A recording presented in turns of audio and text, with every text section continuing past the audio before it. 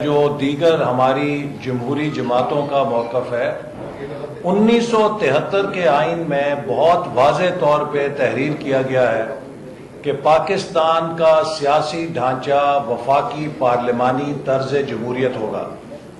اس ملک کے اندر صدارتی نظام کوئی نیا تجربہ نہیں ہے جو ہم نے کرنا ہے۔ 35 سال سے زیادہ تو صدر اس ملک کے اندر بیٹھے رہے ہیں۔ جب مشرقی پاکستان کا سانحہ ہوا تب بھی صدارتی نظام تھا، اور جب ہمارے چھوٹے صوبوں میں احساس محرومی پیدا ہوا تب بھی صدارتی نظام تھا۔ 10 سال کا ایوب خان کا نظام صدارتی تھا، 11 سال کا ضیاء الحق صاحب کا نظام صدارتی تھا، مشرف صاحب کا نظام صدارتی تھا، یحییٰ خان جو جنرل تھے ان کا نظام صدارتی تھا۔ تو اس صدارتی نظام نے پاکستان کو کیا ڈویڈنڈ دیا؟ ملک توڑ دیا، ملک کمزور کر دیا، چھوٹے صوبوں میں احساس محرومی پیدا کی۔ اور یہی وجہ ہے کہ سب ملک کی سیاسی قوتوں نے مل کر اتفاق رائے سے آئین 1973 میں وفاقی پارلیمانی نظام کا بنایا۔ تو ہم سمجھتے ہیں کہ اب 72 سال کے بعد پاکستان میں تجربوں کی ضرورت نہیں ہے۔ اگر اس ملک کو چلانا ہے، کامیاب کرنا ہے، تو اس کا ایک ہی راستہ ہے کہ 1973 کا آئین جو ہمارے قائد اعظم کے وشز کے مطابق ہے اسی پر آنکھیں بند کر کے عمل کیا جائے، وہی ایک راستہ ملک کو مضبوط کرنے کا۔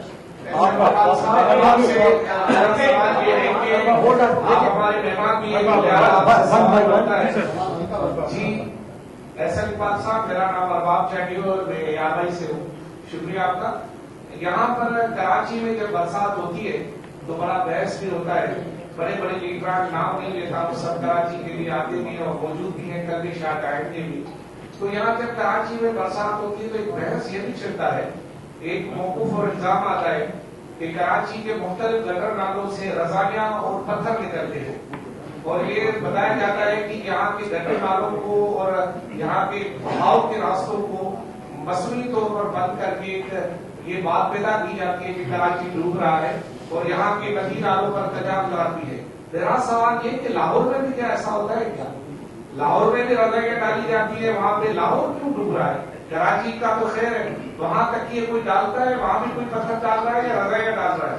کیا ہے لاہور کی؟ جب بھی کسی بھی ملک کے اندر غیر معمولی رین فال ہوتی ہے تو اس کے نتیجے میں شہروں کے اندر فلڈنگ ہوتی ہے۔ کراچی میں 90 سال کا ریکارڈ ٹوٹا ہے۔ یقیناً جب اتنی غیر معمولی بارش ہوگی تو اس سے غیر معمولی تباہ کاری ہونا یہ ایک آفت کلیمٹی کے زمرے میں آ جاتا ہے۔ اور اسی لیے ہمارا یہ موقف ہے کہ اس موقع پر کہ جب لوگوں کا اتنا نقصان ہو چکا ہے، ایک قدرتی آفت کی وجہ سے نقصان ہوا ہے، ہم کسی بلیم گیم کی بجائے ایک ایسا حل تجویز کریں جس سے کراچی کو دوبارہ اپنے پیروں پہ کھڑا ہونے کا موقع ملے۔ اور اس کے لیے ہماری تجویز یہی ہے کہ وفاقی حکومت کو لیڈ لیتے ہوئے سندھ کی صوبائی حکومت کے ساتھ بیٹھنا چاہیے اور ایک ایسا پیکج بنانا چاہیے کہ جس سے نقصان بھی تلافی ہو اور مستقبل کے لیے بہتر انفراسٹرکچر بنانے میں مدد مل سکے۔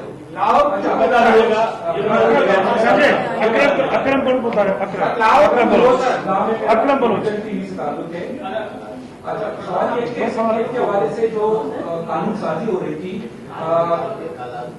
جو سینٹ نے مسترد کیا اس بل کو، اب اس بل کے حوالے سے جو وفاقی حکومت اپوزیشن کو جو ہے نا وہ گھیرے میں لے رہی ہے، اپوزیشن کا اس حوالے سے واضح کیا موقف ہے؟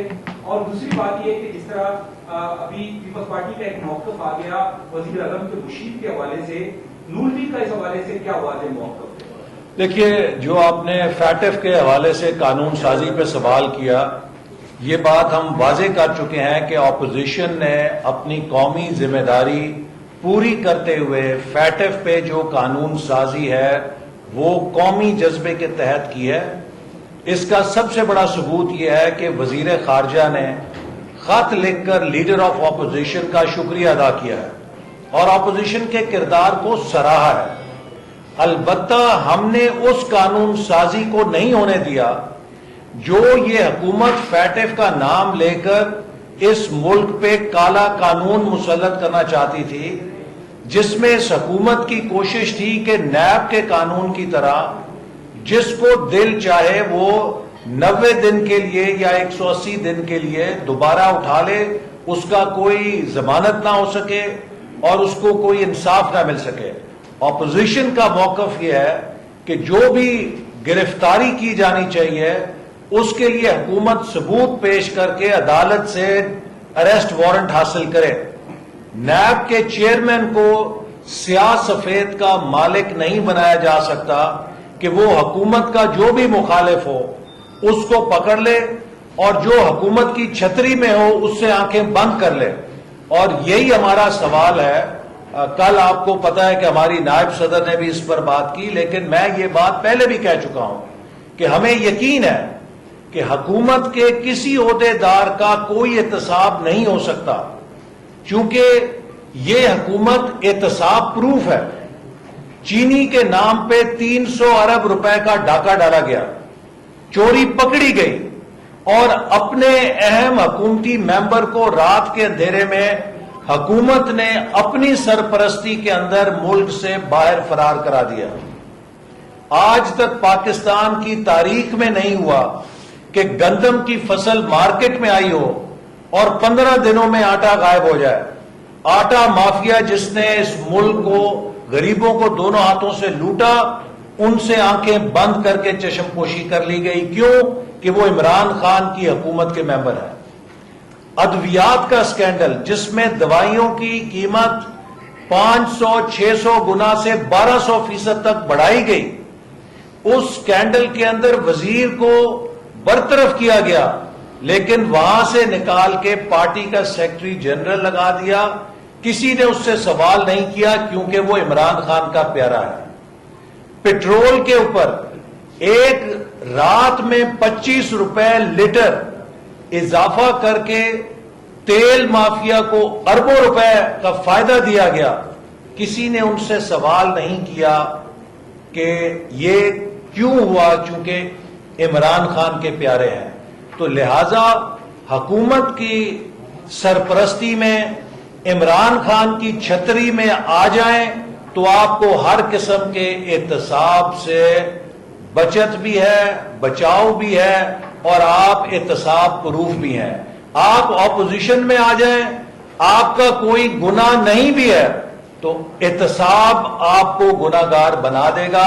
یہی بات فرت اللہ بابر صاحب نے کی کہ اس ملک کے اندر یک طرفہ احتساب نے عوام کو بتا دیا ہے کہ یہ حکومت احتساب نہیں کر رہی، یہ سیاسی انتقامی کارروائیوں اور ایجنڈے پر عمل پیرا ہے۔ جبکہ ہم کہتے ہیں کہ اگر اپوزیشن کا احتساب کرنا ہے تو حکومت کے ان تمام عہدیداروں کو بھی احتساب کے کٹہرے میں کھڑا کیا جائے جن کے ثبوت میڈیا میں سامنے آ چکے ہیں اور واضح دستاویزی ثبوت آ چکے ہیں کہ انہوں نے کرپشن کی ہے یا ناجائز اثاثے بنائے۔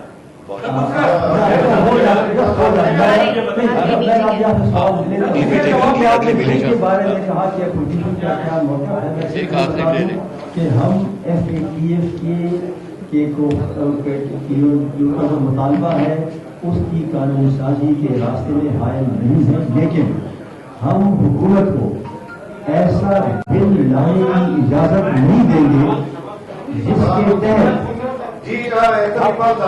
تحت سوال ہے،